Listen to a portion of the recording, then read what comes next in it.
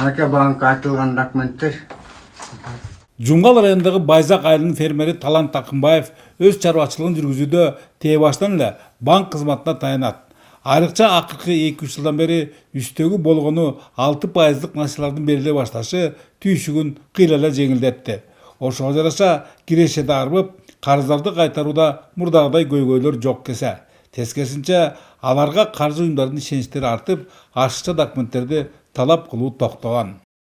Алған насыябызды убагы менен берип кайтарып турабыз. 300 миң, 500 миң алабыз. Миллионго жер алабыз кейде. Анан малыбызды жакшынакай кылып багып өстүрүп алып, кайта сатып ордун жабабыз. Жерди неметебиз, эгин сээп, чөп сээп дегендей. Ошолорго урунабыз. 10% кредиттер бардыр, 6-10 литр, ошону алганы келгенде да. Ал эми Көкөй айылында малчылык менен алектенген Сардалбек Осмонов буга чейин айыл чарбасын каржылоо долбоордун ылайык үстөгү 6% насыянын үзүрүн көргөндөрдүн бири. Айтымында элеттик эмгекчилерди колдоодогу мындай ыкма баарысына майда жагып, көпчүлүгү буттарына бекем турушту. Буга ынанымдуу дайыл катарында ошондо колуна тийген 400 миң сомго чарбачылыгын алда канча кеңейтип алгандан тышкары асыл тукум малын көбөйткөндүгүн белгилейт. Мына азыр төлөө болуп атат. Анан бүгүн жаптым ошо 400 миңди жаптым. 6%-тык 3 жылга эме болчу, жакшы да. Элге ушундай эле керек да. Канча ичине жылыгы узагыраак болсо төлөгөнүбүзгө ошончо жакшыраак да.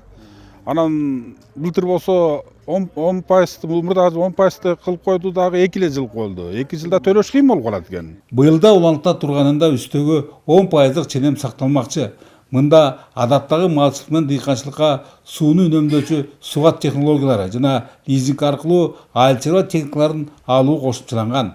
Каржылоо Айылбанк жана Элбанк ачык акционердик коомдор тарабынан жүргүзүлмөкчү. Аталган банктардын нарындагы филиалдарында ушул долбоорго делинген 104 миллион 500 миң сом бар.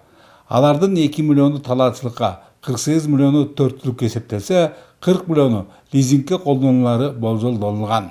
Ошондой эле быйыл биз жана ислам принцибиндеги каржылоо багытында дагы толук кандуу иш алып баштадык. Ошондуктан бул ошол айыл чарба каржылоо 13 долбоорун алып калганда 11 миллион ошол ислам каржылоо бөлүмүнө дагы бөлүндү. Дагы өзгөчөлүгү былтыр ФСХ 12-ни алып калганда алынган кардарлар быйыл ала албайт.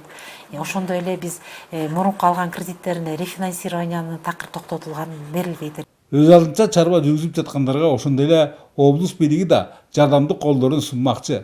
Тагыраагы өз ичине агрардык секторду ар тараптуу өнүктүрүү кызыкчылыгы көзөлгөн 7 тармактагы кластерлерге Теңиртөө өнүктүрүү фондунан ирүү сумма каралууда. 500 миңден ашык акча каражаты ушу ишкертүүлүккө коюп берип атабыз да. Бул 2%дан баштап 10 жылга чейинки мөөнөттөргө коюлат да. Ушу 5 жылдык мөөнөтү бар, 7 жылдык мөөнөтү бар, анан эң узак мөөнөтү 10 жылга чейин берилет да. Ушул жерден биздин жеке ишкерлер өздөрүнүн тармактарын тандап алып, ошол акча каражатынан алып иш жүргүзсө болот. Эгер жогорудагы каржылоо программалары ойдогудай жүргүзүлсө, негизинен малчылык менен дыйканчылык басымдуулук кылган Теңиртөө жергесинин айыл чарбасында көзгө көрүнөрлүк ийгиликтердин жараларынан үмүт чоң.